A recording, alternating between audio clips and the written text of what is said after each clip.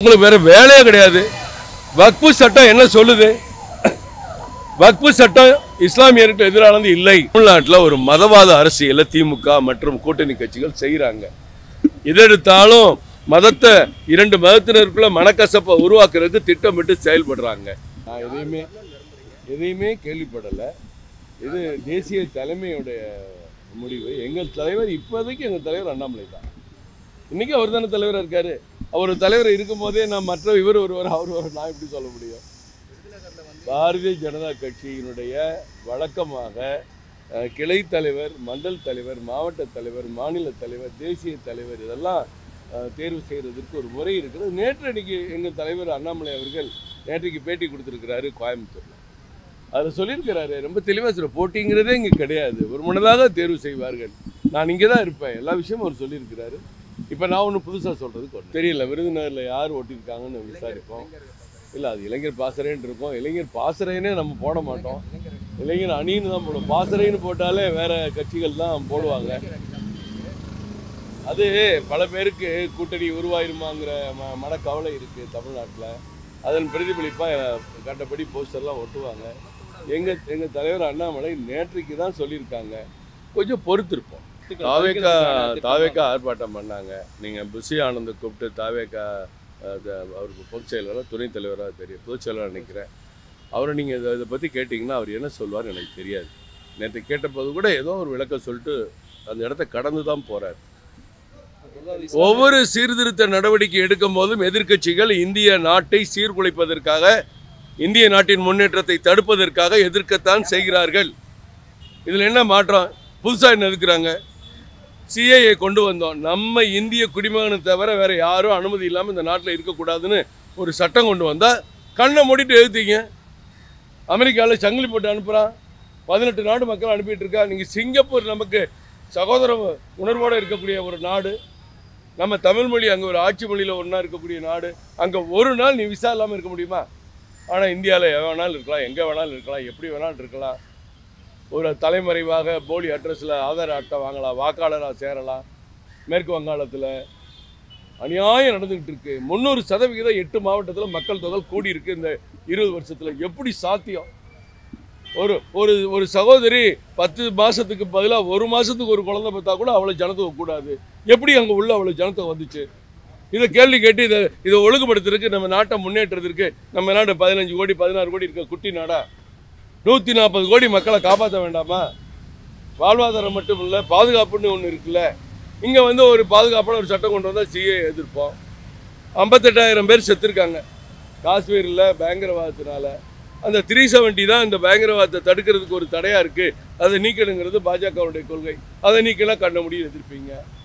Demonetisation 19 லட்சம் கோடி கருப்பு பணம் திருப்பி உள்ளே வந்திருக்கு. அந்த டிமானிட்டைசேஷன் என்ன சொன்னாங்க? பணத்தை யாருக்காவது செல்லாதுன்னு சொன்னாங்களா? உன்கிட்ட இருக்க பணத்தை கொடுத்துட்டு புது நோட்டு வாங்கிக்க. அது பணம் மாற்று திட்டம் தான், பணம் செல்லாத திட்டம் கிடையாது. அதை கொண்டு வந்தால் நீங்கள் எதிர்ப்பீங்க. நீட்டு காங்கிரஸ் கட்சி ஆட்சியில் கொண்டு வரப்பட்டது. உச்சநீதிமன்ற தீர்ப்பின் அடிப்படையில் இந்தியாவில் நடக்குது.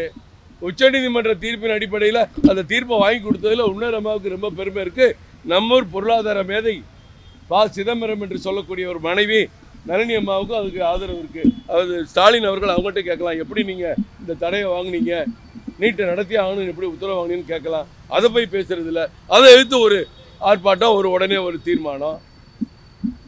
ஜிஎஸ்டி இன்னைக்கு தமிழ்நாட்டில் 2017-18 34,000 கோடி நீங்கள் ஊடகங்கள் தான் கொண்டு போகணும். இன்றைக்கி நமக்கு நேரடி அந்த வரி வருவாய் ஜிஎஸ்டிக்கு பிறகு 58,300 கோடி.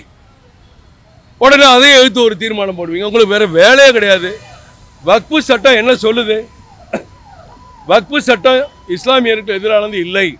நேற்றைக்கு பாருங்கள், நார்த்தில் இஸ்லாமிய சகோதரர்கள் பட்டாசு கொளுத்தி கொண்டாடி வரவேற்றிருக்க வீடியோலாம் வந்துட்டு இருக்கு, நீங்கள் பாருங்கள். தமிழ்நாடு அரசியல்வாதிகள் இதையும் ஒரு மதசார்பான அரசியலை கொண்டு போகணுங்கிறதுக்காக திட்டமிட்டு சதி பண்ணி, வக்ஃபுங்கிறது வக்ஃபு வாரியத்துக்கு சொந்த நிலங்கள் இருக்கிறது. ஆமாம் இருக்குது. எவ்வளவு நிலங்கள் இருக்குது? இந்தியாவில் இராணுவத்துக்கு அடுத்தபடியாக ரயில்வேக்கு அதிக இடம் இருக்குது. ரயில்வேனா தண்டவாளம் ஓடுற தண்டவாளம் உள்பட அதற்கடுத்து வக்ஃபுக்கு அதிக இடங்கள் இருக்குது. 8.5 லட்சம் ஏக்கர் வரைக்கும் இருக்கா ரைட்டு. இந்த 8 லட்சம் ஏக்கருக்குள்ள ஏதாவது கேஸ் நடக்குதா, அதை தீர்த்துருவோம். திருப்பி புதுசாக கேஸ் உருவாகக்கூடாது. இன்னைக்கு சென்னை மாவட்டத்தில் வக்ஃப் வாரியத்துக்கு 840 ஏக்கர் இருக்கு, இந்தந்த இடத்துல இருக்கு, இந்தந்த இடத்துல இருக்கு, இந்தந்த அளவில் இருக்கு, இந்தந்த சர்வே நம்பர்ல இருக்குன்னு சென்னை மாவட்ட கலெக்டர்கிட்ட ஒரு கணக்கு வைக்கிறது நல்லதா கெட்டதா? அவங்களும் வேற இடத்த சொல்ல முடியாது, வேற ஆட்களும் வக்ஃப் இடம் எங்க இடம்னு சொல்ல முடியாது. இப்படி ஒரு சீர்திருத்தம் கொண்டு வந்தா அதை போய் எதிர்த்து ஆர்ப்பாட்டம் சொன்னா ஆர்ப்பாட்டம் பண்றவங்களுக்கு இதை பத்தி புரியாத தன்மை தான் இருக்கு. தமிழ்நாட்டில் ஒரு மதவாத அரசியலை திமுக மற்றும் கூட்டணி கட்சிகள் செய்கிறாங்க.